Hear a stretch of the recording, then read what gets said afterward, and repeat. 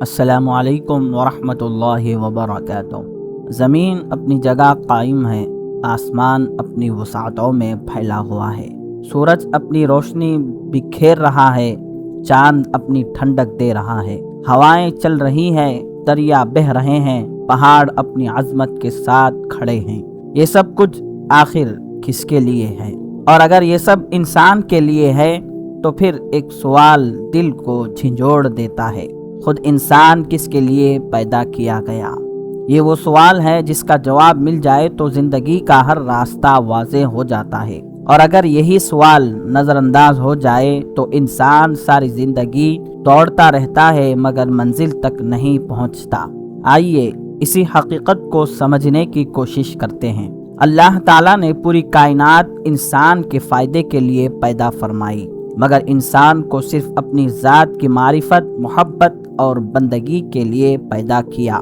یہ دنیا انسان کی مستقل رہائش نہیں بلکہ ایک امتحان گاہ ہے۔ یہاں تجارت بھی ہوگی، ملازمت بھی ہوگی، خاندان بھی ہوگا، دوست بھی ہوں گے، خوشیاں بھی آئیں گی اور آزمائشیں بھی، مگر اصل کامیابی یہ نہیں کہ انسان دنیا میں کتنا کامیاب ہوا، بلکہ یہ ہے کہ دنیا میں رہتے ہوئے وہ کس کا ہو گیا۔ اصل مطلوب یہ ہے کہ انسان ہر حال میں اپنے رب کا بندہ بن کر رہے۔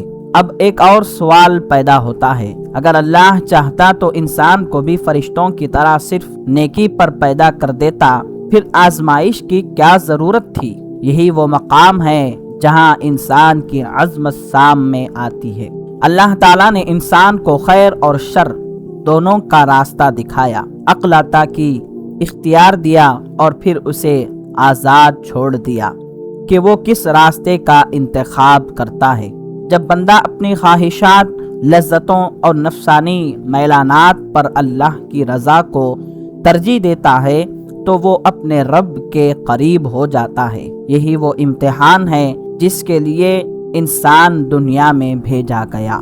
یہاں ایک اور راز سامنے آتا ہے، فرشتے ہر وقت اللہ کی تسبیح کرتے ہیں، انہیں گناہ کا میلان نہیں، نافرمانی کی خواہش نہیں، مگر اس کے باوجود انسان کو ایک خاص مقام عطا کیا گیا۔ کیوں؟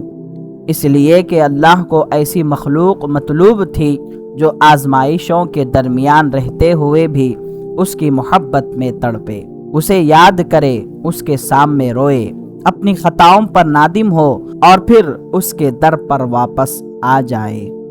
یہی درد دل انسان کو دوسری مخلوقات سے ممتاز بناتا ہے۔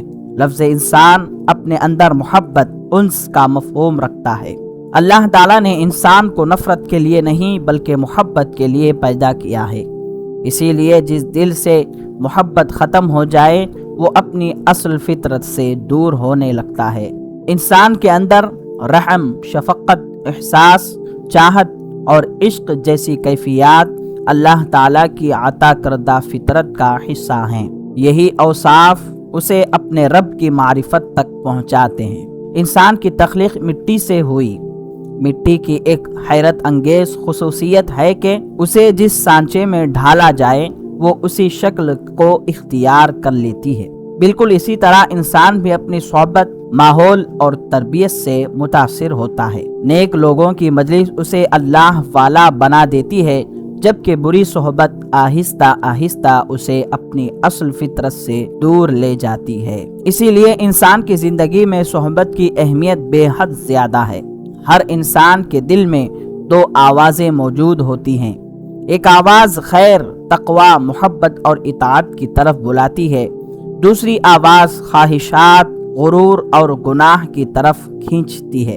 یہی زندگی کا اصل میدان امتحان ہے۔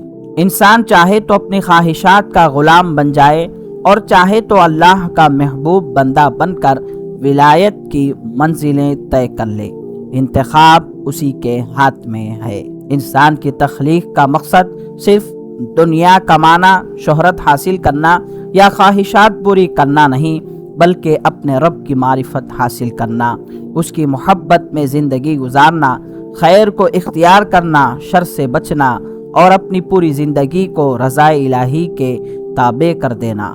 جب انسان سچے دل سے اللہ کا ہو جاتا ہے تو اس کی زندگی کا ہر لمحہ عبادت بن جاتا ہے، اس کا دل سکون پا لیتا ہے اور وہ اپنی تخلیق کے اصل مقصد کو پا لیتا ہے۔ آخر میں دعا ہے کہ اللہ تعالی ہم سب کو عمل کی توفیق عطا فرمائے۔